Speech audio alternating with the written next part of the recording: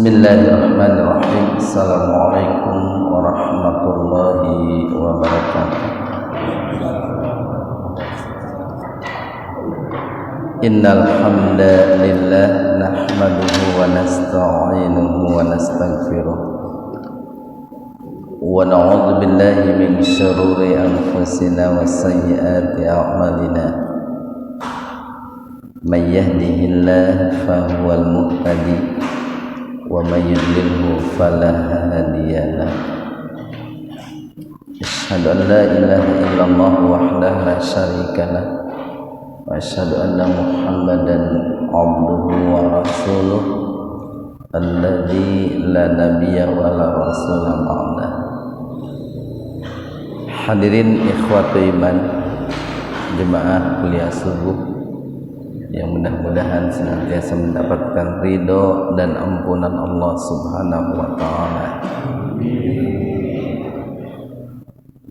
Pada kesempatan subuh ini, kajian tafsir di majelis Tafsir Iliyin ini mengkaji surat Al-Baqarah ayat 55. Surat Al-Baqarah ayat 55. Kita bahas tajwidnya dulu. Wa id qultum, idhar syafawi, mim mati ketemu dengan ya, itu idhar syafawi. Idhar itu jelas ya, syafawi itu bibir ya. Jadi dibaca dengan jelas di bibir mimnya itu, biar nampak jelas, tahan dua ketukan. Ya mad badal ya. Karena sebetulnya dalam kaidah bahasa Arab setelah ya itu ada huruf alif di situ. Mu mad tabi'i waw, sa mad badal, lan idgham bi gunnah. Nun mati bertemu dengan nun yang pertama diidghamkan ya, dimasukkan ke nun yang kedua dengan mendengung. Lan nu hamzah do'atoh, huruf hamzah yang mati di tengah-tengah kata, jadi membacanya dihentakan. Kenapa huruf hamzahnya ditulis di atas wawu? Karena sebelumnya ada harokat domah, nunnya kan di domah. Nah, karena nunnya di domah, maka penulisan harokat hamzahnya di atas wawu. Karena seringkali menulis hamzah itu, menulis huruf hamzah itu menempel pada huruf yang lain. Terkadang menempel pada huruf alif, terkadang menempel pada huruf ya, terkadang menempel pada huruf wawu. Minalaka hatta mad badal narallah, itu alif maksurahnya diabaikan saja. Huruf alif maksurah setelah ro yang mirip iya itu namanya alif maksurah, diabaikan saja. Jadi narallah tafhimnya, lafaz Allah didahului oleh fathah, maka lafaz Allahnya dibaca tebal. Narallah jahratan, ihfa hakiki atau ihfa abad, fathatain ketemu dengan fa, jadi betul-betul dibaca samar itu kan. Jadi perpaduan antara bunyi n dengan bunyi m, atau sering bunyi itu eng gitu. Jahratan fa akhadat kumus idgham bi gunnah, maaf, alif lam samsiyah atau idgham samsiyah. Jadi membacanya langsung diidghamkan ke huruf setelah lam. Fa akhadat kumus so mad badal iqatu wa ang itu ikhfa, tapi ikhfa akrab, dibaca samar tapi sepintas saja karena nun mati ketemu taknya dalam satu kata. Wa antum idhar syafawi, mim mati ketemu dengan tak. Wa antum tang ikhfa akrab tang durun madaril disukun. Ikhwanu fiddin arsyadakumullah. Dalam ayat sebelumnya Allah Subhanahu wa taala mengabarkan kisah pertemuannya Nabi Musa dengan Allah Subhanahu wa taala di Bukit Tursina atau di Bukit Tursinin,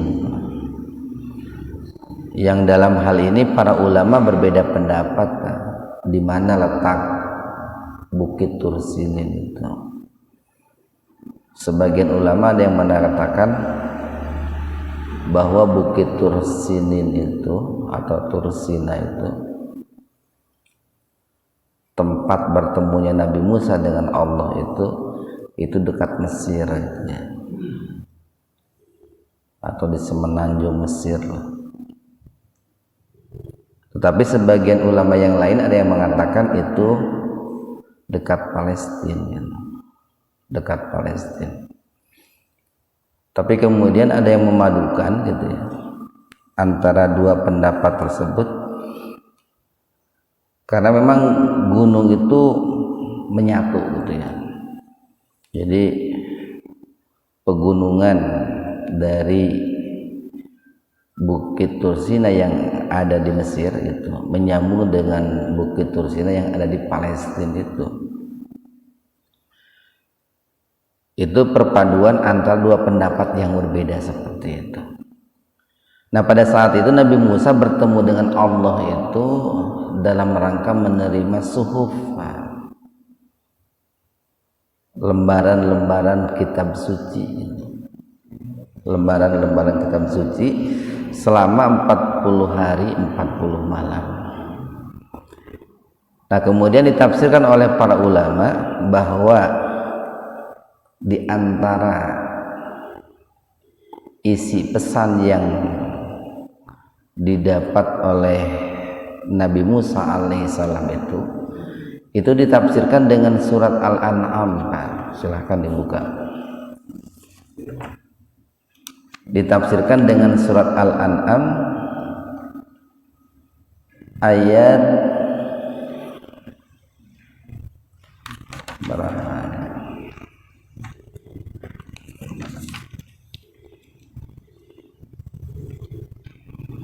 Ayat 151.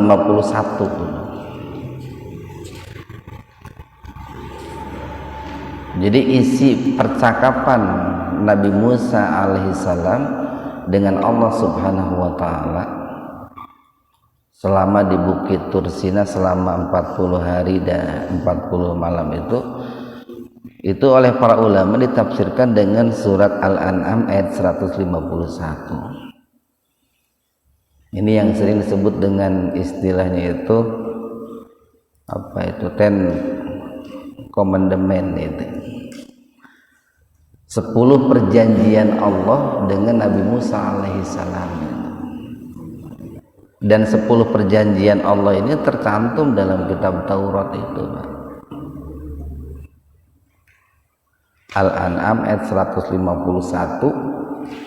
halaman 148. Kul, katakanlah olehmu wahai Musa. Jadi Allah meminta Nabi Musa untuk mengatakan kepada orang-orang Bani Israel, Ini sepulangnya beliau itu dari Bukit Tursina itu. Ta'alau, kemarilah kalian, atau mendekatlah kalian. Atlu, akan aku bacakan, ma, sesuatu atau aturan-aturan, haroma, yang diharamkan, rabbukum, oleh Rob kalian, alaikum, terhadap kalian. Nah, di sini menggunakan alaikum karena dibalik apa yang diharamkan oleh Allah itu ada bencana, ada musibah, sehingga redaksinya itu bukan ilaikum. Kalau ilaikum itu dibaliknya itu ada nikmat gitu. Tapi rabbukum alaikum, yang diharamkan oleh Allah kepada kalian. Apa yang diharamkan oleh Allah kepada mereka orang Bani Israel itu? Pertama, alla tusriku bihi syai'a. Bihinya itu kembali kepada Allah, haknya itu Pak, billahi. Kalian jangan mensekutukan Allah. Kalian jangan membuat tandingan untuk Allah. Kalian jangan menduakan Allah. Kemudian yang kedua,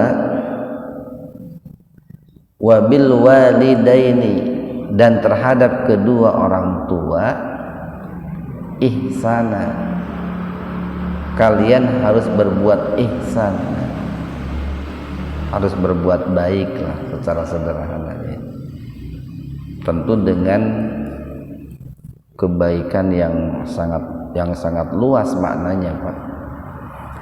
Jadi berbagai macam kebaikan itu harus dilakukan oleh seorang anak kepada kedua orang tuanya itu.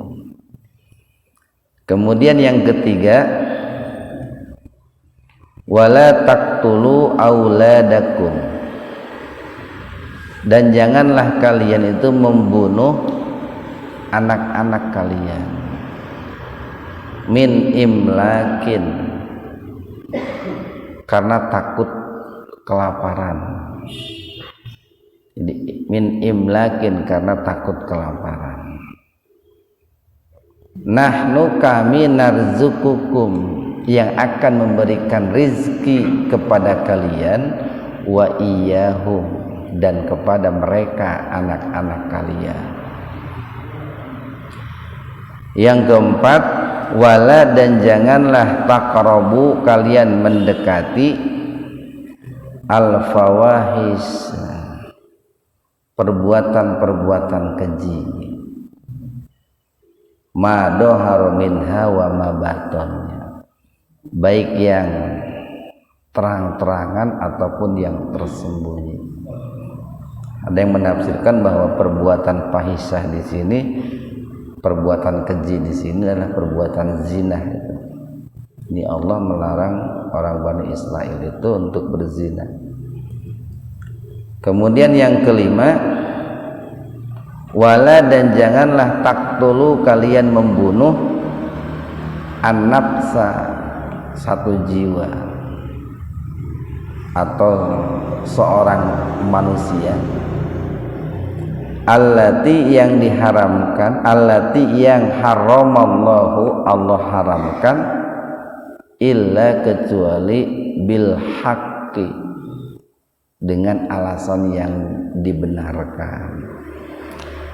Jadi hukum membunuh manusia, hukum menghilangkan nyawa seorang manusia itu, hukum asalnya itu haram, hukum asalnya. Tentu kalau haram itu kan kalau dilakukan berdosa. Tetapi di situ ada kata-kata illa bil haq, kecuali dengan alasan yang dibenarkan. Seperti apa alasan yang dibenarkan itu? Umpamanya ada orang yang membunuh dengan sengaja dan dengan alat yang mematikan, maka hukum qisasnya itu kan dibunuh lagi, Pak. Tapi tadi syaratnya secara garis besar, satu disengaja dan dua dengan alat yang mematikan gitu. Kan bisa juga nanti orang itu menghilangkan nyawa orang lain tapi tidak disengaja, Pak. Walaupun dengan alat yang mematikan. Barangkali orang bawa kendaraan mobil tidak sengaja nabrak orang meninggal, itu enggak dihukum bunuh lagi gitu. Atau barangkali ada orang sengaja tetapi bukan dengan alat yang mematikan. Umpamanya ada orang dilempar uang 100.000 kena mukanya, tahu-tahu meninggal, itu enggak dihukum bunuh karena uang 100.000 itu secara hukum itu kan tidak bisa membunuh orang gitu. Tapi mungkin karena saking senangnya langsung meninggal gitu. Atau orang dilempar dengan tahu meninggal, itu enggak dihukum qisas bunuh lagi, Pak. Karena tahu kan secara ini tidak bisa membunuh manusia itu. Ada yang sengaja dan dengan alat yang mematikan, umpamanya orang membunuh dengan pistol, dengan golok, lalu disengaja, nah itu dikenakan hukum qisas itu. Nah itulah alasan yang dibenarkan itu, Pak, membunuh dengan sengaja dan dengan alat yang mematikan. Yang kedua, alasan yang dibenarkan itu kalau orang itu murtad, Pak, keluar dari agamanya. Nah itu kalau dalam hukum Islam itu salah satu alasan, salah satu penyebab orang itu dibunuh, boleh dibunuh kalau ditegakkan hukum Islam tentunya gitu, Pak. Yang ketiga, dalam peperangan itu, Pak. Dalam perang itu kan konsekuensinya cuma dua, kalau enggak membunuh, terbunuh kan gitu. Kemudian yang keempat, untuk pelaku zinah muhson itu. Zinah muhson itu adalah seorang laki-laki dan seorang perempuan yang sudah menikah itu. Maka hukumnya itu hukum rajam itu kan, hukum rajam sampai meninggal itu. Nah itu alasan yang dibenarkan itu. Tanpa alasan yang dibenarkan itu, membunuh itu hukumnya haram gitu. Membunuh itu hukumnya haram. Tapi tentu itu nanti berkaitan dengan penguasa itu, Pak. Dengan para penegak hukum lah yang melakukannya itu. Dzalikum wasaqum bihi la'allakum ta'qilun. Itulah yang diwasiatkan oleh Allah kepada kalian wahai Bani Israel melalui Nabi Musa alaihi salam, supaya kalian itu berpikir gitu, menggunakan akal. Kemudian yang keenam, ayat 2,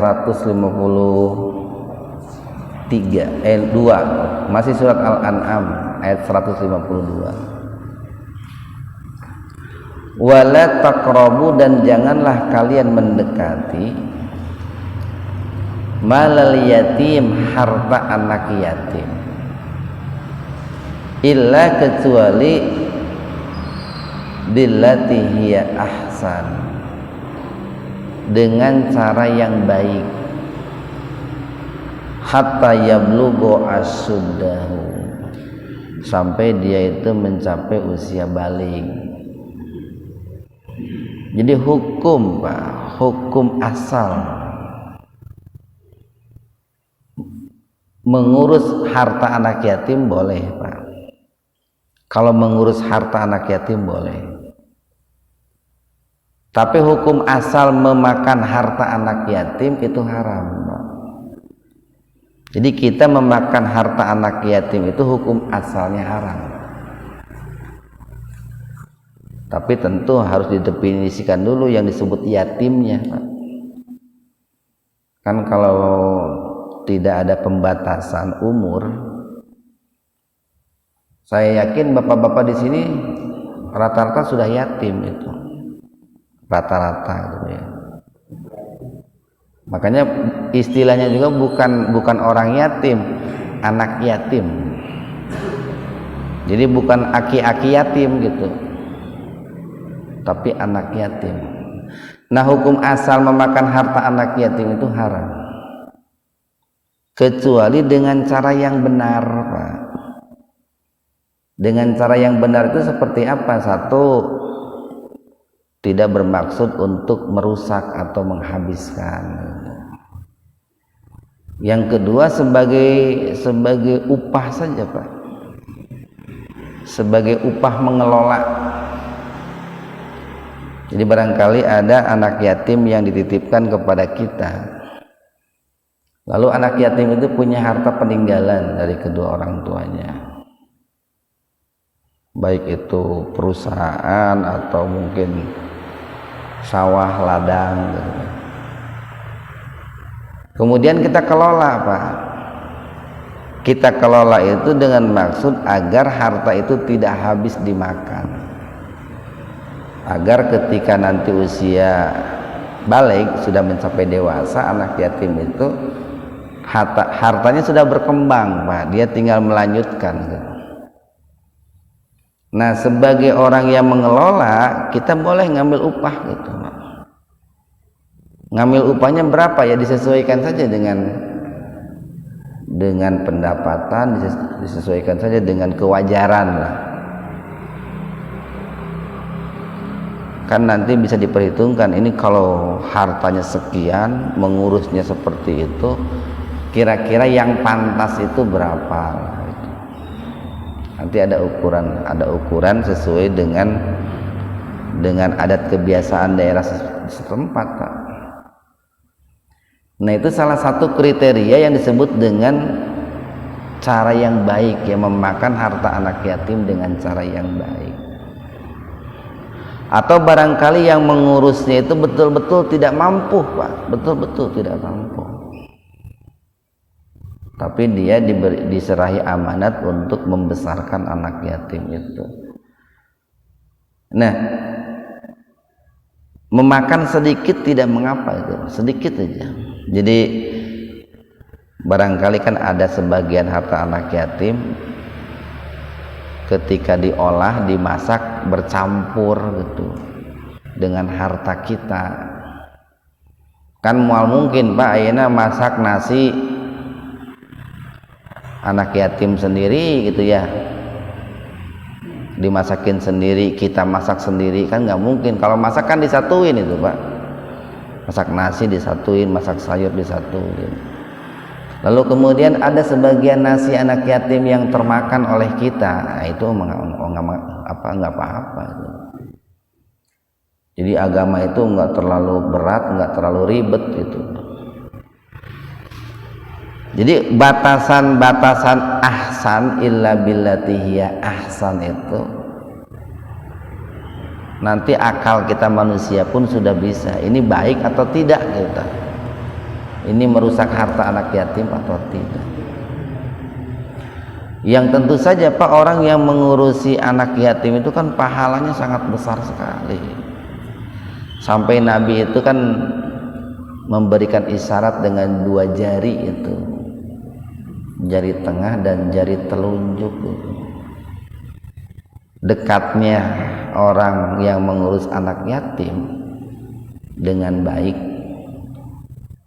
dengan Rasulullah kelak di yaumul akhir itu, kan kata Rasulullah itu bagaikan jari tengah itu Rasulullah diibaratkannya dengan jari telunjuk, lalu direnggangkan sedikit gitu, Pak.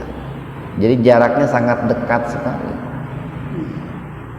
Itu keutamaan orang yang mengurus anak yatim. Kemudian yang kedelapan nih,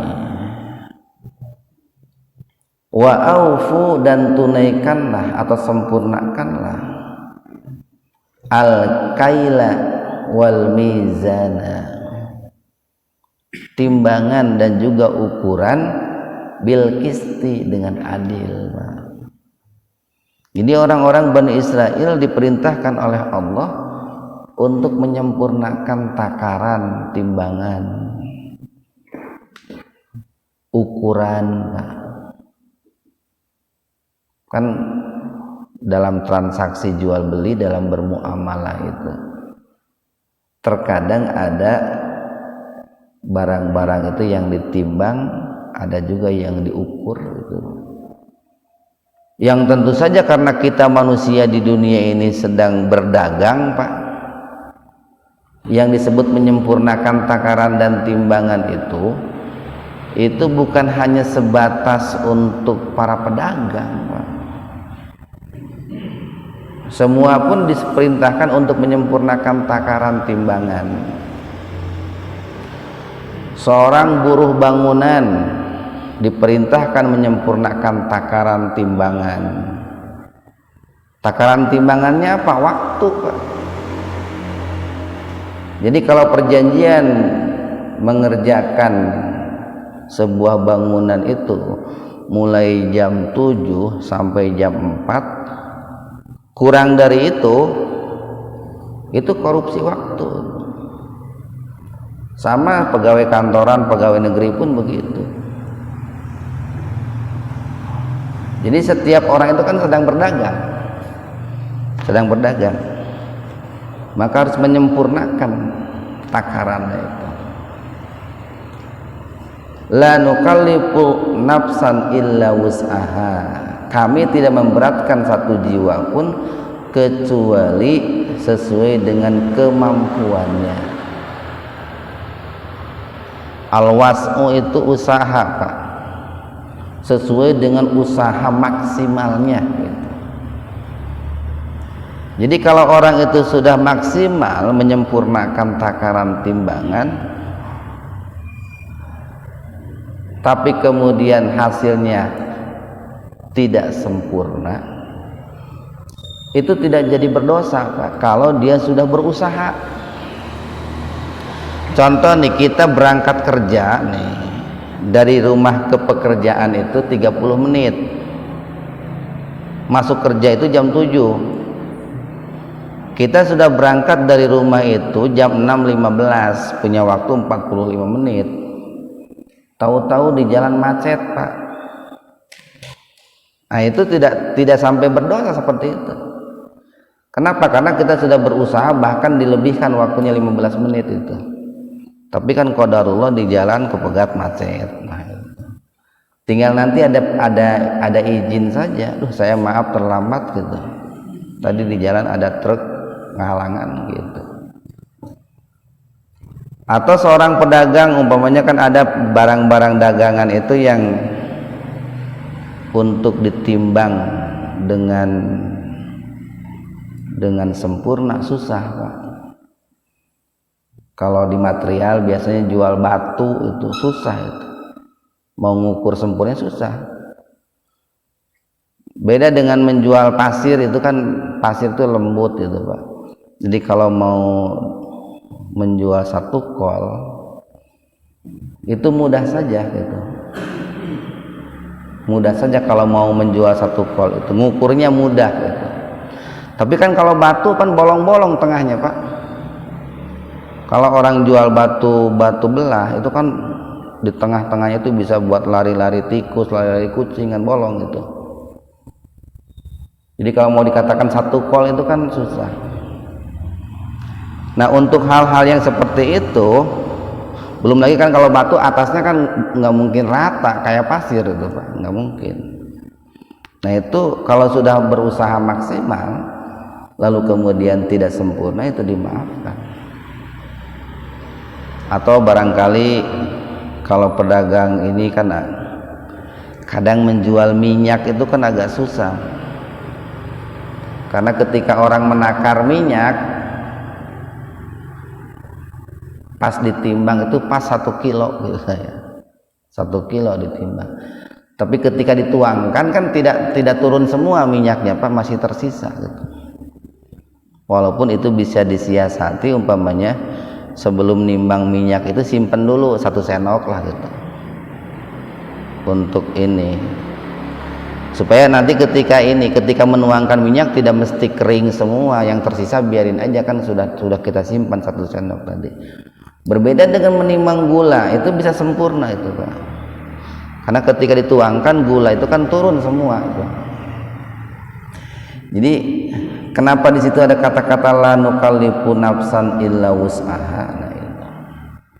Atau seorang ustadz ketika menyampaikan tausiah, yang penting berusaha maksimal untuk menyampaikan semua pesan Allah itu Pak. Tidak ada pesan Allah yang disembunyikan, apalagi diputar balikan. Tapi kalau ternyata seorang ustadz itu karena kebodohannya penyampaiannya itu tidak maksimal, atau dia kurang memahami maksud yang sebenarnya, berlaku nanti ayat la nukallifu nafsan illa wus'aha. Ustadz itu tidak terkena dosa karena dia sudah maksimal gitu Pak. Kecuali kalau ustadznya itu sengaja mengurangi ukuran ataupun takaran pesan Allah yang mesti disampaikan. Mestinya disampaikannya A gitu, tapi dia menyampaikannya bukan A, katakanlah B gitu, karena kebodohannya. Nah itu di luar masalah itu Pak, karena dia sudah berusaha tetapi tidak mampu. Jadi seorang ustadz, sama ustadz, kiai, ulama itu sedang ini Pak, sedang berjual beli kan, menyampaikan ayat. Nah ketika menyampaikan ayat itu kan nanti ada takaran-takaran, timbangan-timbangan. Kan tidak sedikit ulama ustadz itu mengurangi takaran penyampaiannya dengan cara menyembunyikan maksud yang sebenarnya gitu. Apalagi kalau sengaja gitu ya, memalingkan maksud ayat yang sebenarnya ya.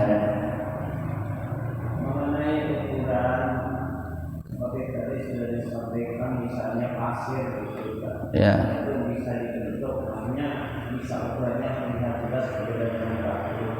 Tetapi itu sudah menjadi kebiasaan umum. Misalnya kalau referensi itu ya dalam ini kenaikan sudutnya mengirim pasir. Ya. Itu tidak pernah rata seperti ratanya air ya. Maksudnya biasanya belakang itu penuh sampai mau tumpah, tapi nanti kalau manakala diukur biasanya dia selalu tutup itu, nah ukuran versi dia. Sedangkan kalau yang sebenarnya enggak, kalau saja misalnya enggak akan menjadi tipis, sebenarnya tipis, tapi karena ngeyel akhirnya si penerima mengalah. Apa sih penerima yang mengalah supaya harus saja? Ya, baik Pak. Jadi nanti dalam transaksi jual beli itu kan ada kesepakatan Pak sebelumnya itu. Ada orang beli pasir itu dengan ukuran kubik gitu ya. Saya beli pasir 1 truk, berapa harganya? Umpamanya 1.500.000. Isinya berapa kubik? 8 kubik. Nah, itu kan sudah disebut 8 kubik gitu. Itu harus 8 kubik itu Pak. Nah cara mengukurnya bagaimana?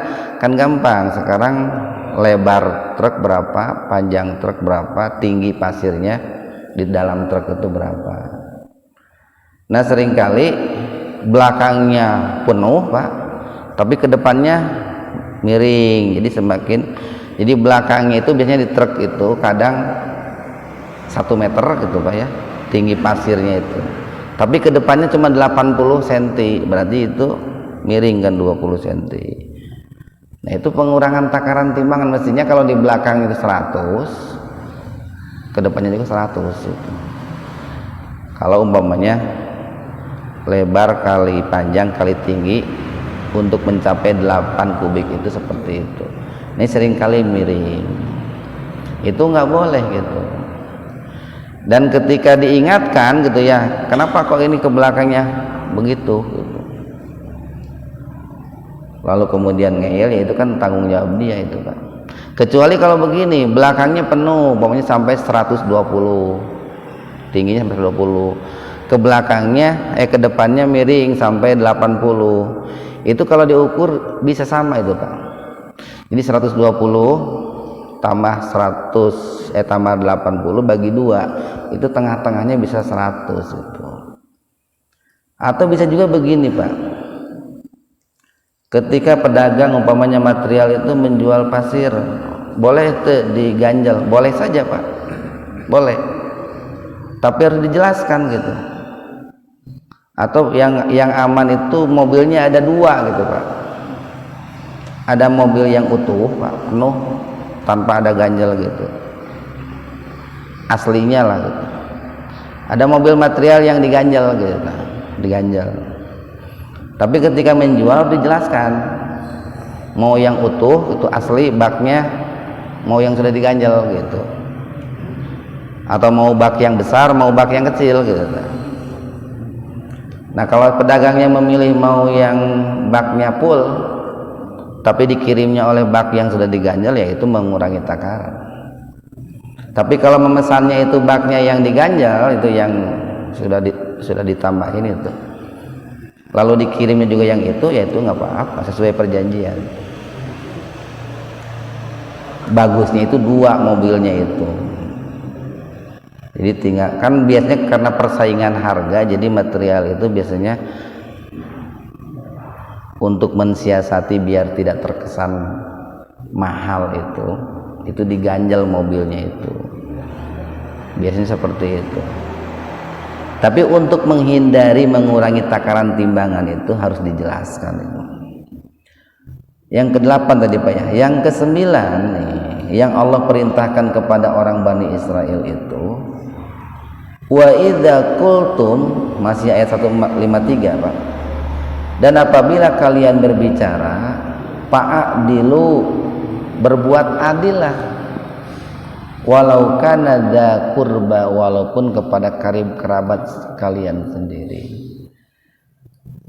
Karena kan seringkali orang itu bisa berbuat adil kepada orang lain, tapi kepada karib kerabat tidak berbuat adil Pak. Seringkali orang itu kepada orang lain baik, tapi kepada keluarganya sendiri tidak baik. Seringkali orang itu kepada orang lain jujur, tapi kepada keluarganya bohong gitu. Nah dulu orang Bani Israel itu diingatkan oleh Allah seperti itu, berbuat adillah sekalipun kepada keluarga karib kerabat terdekat ketika kalian itu berbicara gitu Pak. Nah salah satu kriteria adil dalam berbicara itu, satu tidak bohong, yang kedua tidak berat sebelah gitu. Kan sering orang tua itu tanpa sadar membuat kerenggangan antara anak, antara adik dan kakak itu tanpa disadari Pak. Kepada anak A bicaranya begini, tapi kepada anak B bicaranya begitu, sehingga tanpa disadari muncul tuh dalam hati seorang anak itu rasa iri Pak, cemburu, dan itu kalau dibiarkan nanti akan meledak Pak. Itu di kemudian hari ketika dewasa itu akan terjadi yang namanya perseteruan antara adik dan kakak itu barangkali tanpa sengaja orang tua itu dalam hal berbicara tidak adil kepada anak yang pertama, kedua, dan ketiga itu. Kemudian yang ke-10, wa bi ahdillahi, dan terhadap janji Allah, aufu, sempurnakanlah janji kalian kepada Allah. Bagaimana janji kita kepada Allah? Ya sebetulnya seluruh hidup kita itu terikat kontrak Pak, perjanjian dengan Allah. Tidak ada satupun dalam hidup kita yang tidak ada perjanjian dengan Allah. Kita sholat ini menunaikan janji kita dengan Allah. Karena ketika kita mengikrarkan 2 kalimat syahadat, di situ tersirat ada sebuah janji, saya siap melaksanakan sholat. Sama puasa, zakat, haji pun sebetulnya itu dalam rangka menunaikan janji kita kepada Allah. Terlebih-lebih janji yang diikrarkan, Pak, secara tersurat. Umpamanya begini, kalau saya sembuh dari penyakit, saya mau menyembelih sapi, itu janji itu. Ketika sembuh wajib dibayar itu. Nggak dibayar berdosa itu, Pak. Kalau saya naik pangkat, saya mau menyumbang 10 juta, wajib dibayar itu. Itu namanya nadar itu, janji dengan Allah. Walaupun yang namanya orang bernadar itu sebuah pertanda orang yang sangat bakhil itu, Pak. Orang bakhil itu orang yang ketika mau berbuat baik itu janji dulu dengan Allah. Ya Allah, saya mau menyembelih sapi kalau saya sembuh itu. Kan kalau dibahasakan begitu. Kalau tidak sembuh, saya mau menyembelih sapi gitu. Ya Allah, saya mau berkurban kalau saya itu naik pangkat. Namun itu naik pangkat moal gitu kan. Itu kan bakhil cirinya itu, Pak. Pelit dengan Allah. Tapi ketika dia itu berjanji, wajib dibayar itu. Kalau nggak dibayar berdosa.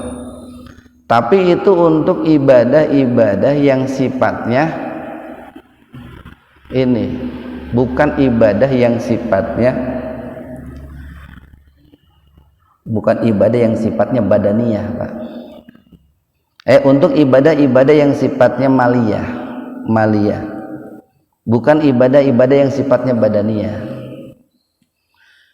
Nah, untuk yang janji-janji yang sifatnya maliyah gitu, Pak ya, sekalipun orang yang bersangkutan sudah meninggal wajib dibayar itu oleh keluarganya itu. Umpamanya begini, ada orang sebelum meninggalnya itu berjanji,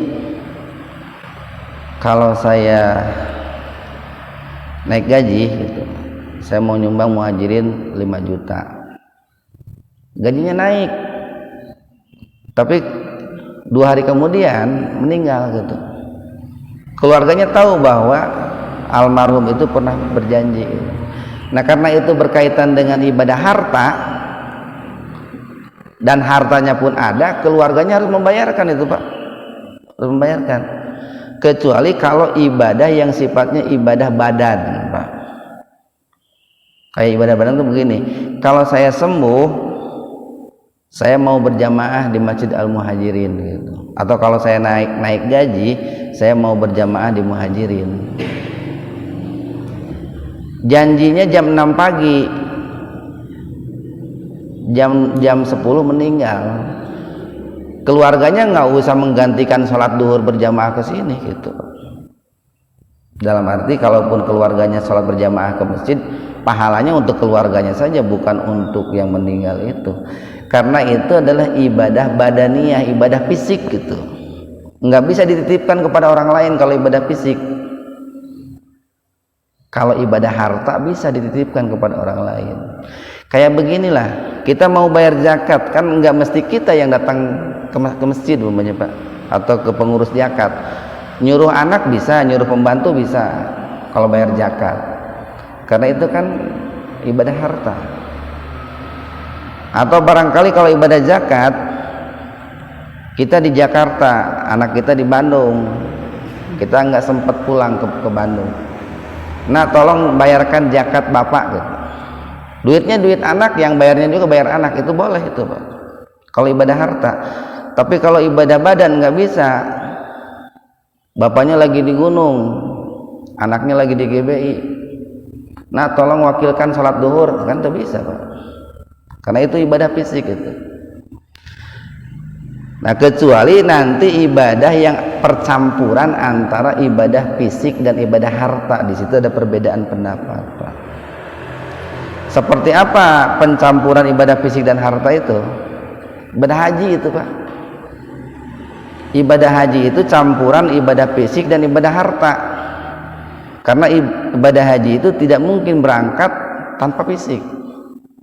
Tidak mungkin terjadi tanpa fisik dan tidak mungkin terjadi tanpa harta. Dua-duanya mesti ada, fisiknya mesti ada, hartanya mesti ada. Hilang salah satunya nggak bisa. Sekalipun dibayari orang lain kan tetap ada harta di situ. Nah, untuk ibadah haji, ya, ibadah fisik dan harta seperti ibadah haji itu, di situ ada perbedaan pendapat ulama. Bagi yang menyandarkannya kepada sholat, bagaimana menggantikan ibadah haji bagi orang yang sudah meninggal? Bagi yang menyandarkannya kepada sholat, maka akan mengatakan tidak bisa. Dia menjadikan sholat sebagai ukuran. Sholat itu nggak bisa diwakilkan, kan gitu. Tapi bagi yang menyandarkannya kepada zakat, dia akan mengatakan bisa, karena zakat pun bisa diwakilkan, gitu. Nah, oleh para ulama ada yang memadukan begini. Untuk ibadah haji, kalau orang yang bersangkutan itu sudah bernadar, sudah berjanji, kemudian hartanya pun ada, gitu, sudah disediain, gitu. Ini perpaduan ada antara dua pendapat tadi. Sudah bernadar, dia berjanji dengan Allah, gitu. Kemudian hartanya pun sudah ada, sudah mendaftarkan, itu harus ditunaikan. Sekalipun ulama nanti beda pendapat lagi, kemana pahalanya itu, apakah kepada yang sudah almarhum atau kepada yang menunaikan ibadah haji. Nah, di situ pun dipadukan lagi. Untuk pembiayaan, ya, pahalanya kembali kepada almarhum karena biaya itu dari almarhum. Tapi untuk pahala itu kembali kepada yang menunaikan. Cuman almarhum sudah tertunaikan janjinya, sudah terbayar hutangnya, tapi pahala kembali kepada yang menunaikan. Nah, itu ada banyak perbedaan pendapat lah di situ. Nah, 10 perjanjian tadi, Pak, yang Allah ikat dengan orang-orang Bani Israel itu sebetulnya berlaku juga bagi kita umat Islam, Pak. Jadi yang diharamkan oleh Allah atau yang diperintahkan oleh Allah dalam ayat Al-An'am tadi itu bukan hanya orang Bani Israel. Kita pun sama, dilarang mensekutukan Allah, dilarang makan harta anak yatim dengan cara yang tidak benar, Pak. Dilarang membunuh jiwa tanpa alasan yang dibenarkan. Kita diperintahkan oleh Allah untuk berbicara dengan adil, dengan jujur. Kita dilarang mengurangi takaran, mengurangi timbangan. Sama itu sebetulnya, Pak. Jadi ada beberapa persamaan antara syariat yang Allah turunkan kepada orang-orang Yahudi melalui kepada orang Bani Israel, Pak. Karena kan Bani Israel tidak Yahudi semua. Kepada orang Bani Israel melalui Nabi Musa, tapi ada beberapa yang berbeda, Pak. Ada beberapa yang berbeda. Sekali lagi, itu semua berlaku juga untuk kita. Satu ayat saja, Pak, nih. Kan tadi sudah berjanji satu ayat. Al-Baqarah 55. Wa'id, dan ingatlah, kultum, ketika kalian berkata, ketika orang Bani Israel berkata, ya Musa, wahai Musa, lan nu'mina, sekali-kali kami tidak akan beriman, tidak akan percaya, laka kepadamu, hatta sehingga narallaha, kami bisa melihat Allah jahratan, dengan jahar, dengan nampak gitu, dengan mata kepala langsung. Jadi kisahnya begini, Pak. Jadi setelah Nabi Musa itu turun dari Bukit Tursina, ya, setelah beliau meninggalkan Bani Israel 40 hari 40 malam, itu kan membawa suhuf, ya, membawa kitab suci, yang salah satu isinya yang tadi kita bahas itu. Tapi kemudian orang-orang Bani Israel itu kan menyembah patung anak sapi itu yang terbuat dari emas itu. Lalu Nabi Musa kan murka itu melihat kaumnya seperti itu.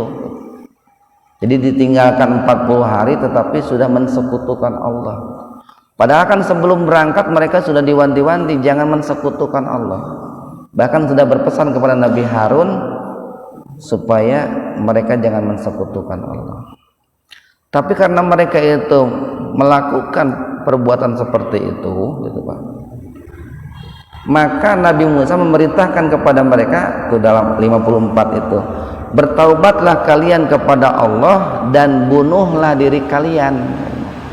Jadi dulu orang yang mensekutukan Allah, Pak, orang yang menyembah berhala itu di zaman Nabi Musa, salah satu taubatnya itu dengan cara membunuh dirinya sendiri gitu. Nah kemudian mereka tidak percaya kalau itu perintah Allah gitu.